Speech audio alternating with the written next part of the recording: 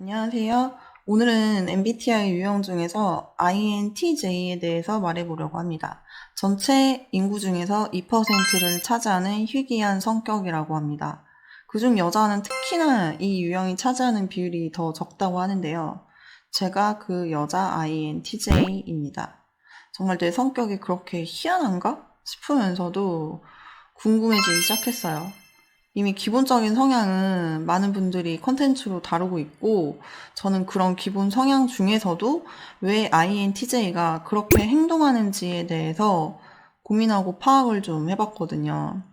왜냐면 저도 종종 제 자신이 왜 이러나 싶을 때가 있어서 심리 상담사분들이 분석해주는 인티제 특징이나 스트레스 관리법, 그리고 개선해야 할 점들 위주로 듣다 보니까 어느 정도는 수긍이 되고 고개가 끄덕여지는 부분들이 있었던 것 같습니다. 오늘 컨텐츠는 주관적인 부분이 좀 많이 섞여 있을 수 있거든요. 가볍게 참고만 해주시면 되겠습니다. 처음에는 이 검사가 신뢰할 만한 건가? 의문을 갖고 그 뒤로도 MBTI 유형 검사를 10번도 넘게 진행을 해봤어요. 질문에 대한 답을 할 때 애매한 질문들이 있잖아요. 완전 동의도 아니고 그렇다고 완전 비동의도 아닌 그 중간값 같은 질문들. 그런 것들은 대답을 할 때 일부러 민감도를 낮춰서 대답을 하거나 아니면 더 높여서 대답을 해봐도 결국엔 인티제가 나오더라고요. 이게 확고한 대답들은 바뀌지가 않으니까 결과에는 큰 영향을 안 주는 것 같았습니다. 단 뒤에 붙는 T냐 A냐만 변수가 있었고, 그 부분은 그날 컨디션 따라서 민감형이냐 확신형이나 이 차이만 있었던 것 같아요. 바로 본론으로 들어가서 인티제 여자가 말하는 인티제 성격. 제가 요즘에 심리학에 좀 관심이 많아서 제 자신이나 그리고 저의 정체성에 대해서도 좀 생각을 많이 해봤거든요. 저는 일단 호보다는 불호가 강한 사람입니다. 제가 자주 하는 말들을 한번 정리를 해봤어요. 시간 아깝다, 감정 소모하기 싫다, 본론만 말해라, 방금 한 얘기 근거 있는 얘기야? 아, 극혐이다, 집에 가고 싶다. 내용만 봐도 불호에 가까운 단어들이 참 많죠. 좋아하는 거랑 싫어하는 건 나열해보라고 하면은 싫어하는 게 더 술술 나오는 그런 사람이에요. 원래 그렇게 비판적이고 부정적이냐 할 수 있는데, 이 불호행동을 누군가 하게 되면은 그 행동으로 인해서 제가 받는 스트레스 지수가 일반적인 사람들에 비해서 상대적으로 굉장히 높습니다. 그래서 방어적으로 불호인 것에 더 집중을 하게 되는 것 같더라고요. 인티제 특징 중에 독립적이다, 단호하다라는 이런 수식어가 매번 따라다니잖아요. 이 내용은 사실 정말 공감을 많이 합니다. 감정이 없고 매정해 보일 수 있는데 저는 이 부분에 대해서 제 나름대로 독립적이고 단호할 수밖에 없는 이유들을 생각을 해보고 그 답을 찾은 것 같아요. 우리가 어릴 때는 본인 성향을 잘 모르잖아요. 그래서 저도 스스로 이런 생각을 해봤거든요. 아, 나는 왜 사람들이랑 잘 어울리지 못하지? 그래서 주변에 외향적인 친구들이 신기하면서 부럽다는 생각도 했었던 것 같아요. 이제 그래서 그 친구들처럼 외향적인 성격으로 바꾸기 위해서 노력을 해봤는데 정말 힘들더라고요. 이 사람 저 사람 다 만나고 오면은 일단 제가 소멸되는 그런 기분이었습니다. 즐겁지도 않고 그 자체가 너무 괴로웠어요. 그런 과정을 통해서 두 가지를 알게 됐어요. 첫째, 나와 맞는 사람과 아닌 사람을 구별하는 법. 어릴 때 그 경험을 통해서 알게 되고 제 직관을 더 발달을 시키게 됐거든요. 사람에 대해서도 추리나 판단, 분석 이런 거 없이도 단번에 이 사람이 나에게 호의 대상이 될지 불호의 대상이 될지 파악이 빨라졌다는 얘기예요.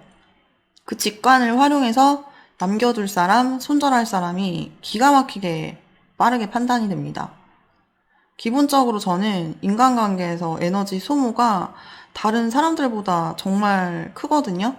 그래서 이게 가장 중요한 맥락으로 생각을 하시면 될 것 같아요. 에너지 소모라는 거를 인간관계에서 다 써버리면 다른 곳에 쓸 에너지가 없잖아요, 사실상. 모두 고갈이 됐으니까.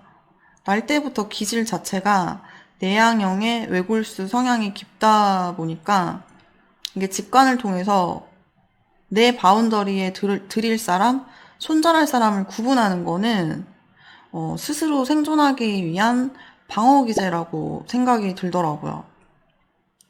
환경 변화에 되게 예민하고 스트레스 없는 안정적인 환경에서 제가 최고의 퍼포먼스를 낼 수 있기 때문에 스트레스 원인이 되는 부분을 제거하는 행동을 하는 거일 뿐이거든요. 대체로 누군가랑 잘 어울리고 상호작용을 할 때보다 잘 정돈된 환경 안에서 제 스스로의 관심 분야에 몰두하고 시간을 보내는 게 제 자신한테도 만족도가 가장 높고 굳이 특별한 막 인간관계에 노력을 하지 않아도 이미 형성된 소수의 사람들과만 어울려도 충분하다고 생각을 하기 때문에 그런 모습 때문에 아마도 독립적이다, 단호하다라는 수식어가 따라다니는 게 아닐까라는 생각을 해봤습니다. 독립성은 사회생활에서도 적용이 되거든요. 저의 경우에는. 뭐 일에 대한 업무 성과나 이런 게 타인보다 기준이 좀 높아요. 그러다 보니까 이렇게 어지간한 사람들이랑 팀워크를 맞추는 것 자체가 더 큰 스트레스로 작용을 합니다. 그래서 좀 더 수고스럽더라도 혼자 단독으로 일을 마감하는 게 성과 면에서나 만족도 측면에서도 더 좋은 결과가 나오더라고요. 그리고 직장 내에서도 나대는 성격이 아니기 때문에 조용히 업무에 집중하고 수행을 하지만 이제 그걸 오랫동안 지켜보는 이제 뭐 윗다리들 눈에는 신뢰할 만한 사람으로 비춰질 수 있잖아요. 그러다 보니까 간혹 조직 내에서 뭐 중대한 역할을 맡기도 하는 불상사가 일어나기도 합니다.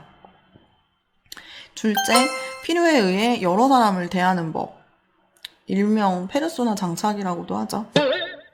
제가 뭐 그렇다고 해서 모든 관계를 냉정하게 다 끊어낼 수는 없잖아요. 왜냐하면 어릴 때 배워온 사교 방식이라는 게 있고 또 인간이라는 게 모두와 끊고는 살아갈 수 없다는 걸 이제 배웠으니까. 사적인 관계에서는 손절이랑 관계 유지라는 결정이 뭐 어느 정도 자발적으로 가능하지만 공적인 관계에선 사실상 불가능하잖아요. 그러다 보니까 원활한 관계를 유지하기 위해서 일명 사회에서 살아남기 위한 가면이 필요한 거죠. 그게 바로 페르소나입니다. 이건 이제 어떤 유형이냐에 따라서 어떤 사람이냐에 따라서 거기에 어울리는 가면을 다 다르게 착용을 하고요. 어릴 때 이제 학습했던 내용으로 사교를 하는 거죠. 일단 이것도 제 진짜 모습은 아니고 만들어진 모습이기 때문에 이 과정에서도 또 한 번 피로감을 느끼게 돼요. 금방 체력이 방전된다고 해야 하나? 그래서 저의 경우에는 또 독립적으로 혼자 쉴 공간이 무조건 필요합니다. 어차피 내 바운더리에 들어올 사람들은 아니잖아요. 사실상 사회에서 만나신 분들은. 그래서 적당히 이제 리액션 해주면서 사회 활동을 하는 것 뿐이라서 이게 이제 페르소나 만렙이 되면은 이 부분은 사실상 그렇게 큰 스트레스는 없는 것 같아요. 그래서 아마도 유독 INTJ 분들에게 로봇 같다, 표정이 없다, 화났냐, 영혼 없냐 이런 말들이 많은 것과도 일맥상통한 것 같습니다. 대신에 주의할 점이 하나 있어요. 이게 내향성이랑 독립성 이 두 개가 결합이 된 유형이다 보니까 자칫 잘못하면은 현실 감각이 떨어진 사람이 될 수 있다는 점. 제가 계획한 어떤 일들이 현실과는 동떨어진 게 될 수 있다는 말이거든요. 그래서 저는 오히려 직장 생활하면서 뭐 좀 싫은 사람들이랑도 부딪히는 지금 현실이 나을 수도 있겠구나라는 생각도 하고요. 집중력이나 추진력, 몰두 이 부분이 상당히 강하거든요. 근데 이게 강점이자 단점이 될 수 있다는 것도 저는 스스로 좀 상기를 많이 시키는 편이에요. 왜냐면 몰두가 뛰어난 사람은 또 그만큼 이 부분이 자칫 잘못되면 중독 현상으로 이어질 수가 있잖아요. 나쁜 것에 중독이 된다면 이게 끊어내기도 힘들어지니까 매사 조심하고 또 조심합니다. 타인에 대한 기준도 좀 높은 유형이거든요. 그러다 보니까 뭐 대충 넘어가려는 식이나 얕은 지식으로 막 아는 체 하는 꼴을 잘 못 보는 사람이에요. 대충 넘어가기 식을 못하는 거는 연애에서도 적용이 됩니다. 뭐 트러블 상황에서 상대방이 미안해 잘못했어 라고 말하고 넘기면 제 화를 더 돋구는 행동이 되더라고요. 이런 상황에서는 왜 그렇게 행동했는지에 대해서 세세하게 설명을 해주길 바라고 또 그 행동이 당위성이 있다고 이제 판단이 되면은 그 다음 단계인 이해 과정으로 넘어갈 수가 있더라고요. 너가 이래서 이렇게 행동했구나 라는 그런 사고로 가는 거죠. 근데 어떤 이해 관계 없이 단순히 형식적인 사과로 끝내면은 이게 일단 원아웃이 되고 그 이후로도 사소한 사건들 한두 개가 더 발생을 하면은 이게 단호하게 이별이 결정되더라고요. 왜냐면은 그 관계가 불편한 감정만 키우는 관계라고 판단이 되거든요. 또 그러다 보면은 이런 걸 느끼는 것 자체가 쓸데없는 감정 낭비다. 이런 생각까지 드니까 결국에는 장기적으로 봤을 때 별로 도움되는 관계는 아니구나라고 생각을 하고 이별을 택하게 됩니다. 그리고 저는 잘 모르겠는데 주변에서 좀 많이 듣는 말이 신념이 강하다. 그리고 종종 남들을 좀 무시하는 것 같은 경우를 본다. 뭐 이런 얘기를 좀 들었어요. 신념이 강하다? 이건 바꿔서 얘기하면 고집이 세다라고도 보여질 수 있잖아요. 근데 이 부분에 대해서는 사실 논리적으로 누군가가 반박을 할 수 있다면 상대방 의견도 수긍을 하고 경청하거든요. 저의 경우에는. 뭐, 그래, 그렇게 생각할 수도 있지. 근데 이거는 하나의 리액션일 뿐이고요. 더 솔직히 들어가면은 타인의 감정을 기분 나쁘게 하지 않는 법을 또 배웠잖아요. 그러다 보니까 이제 하는 얘기고 속마음은 이미 그 내용에 대한 신념은 바뀌지도 않고 꺾이지도 않아요.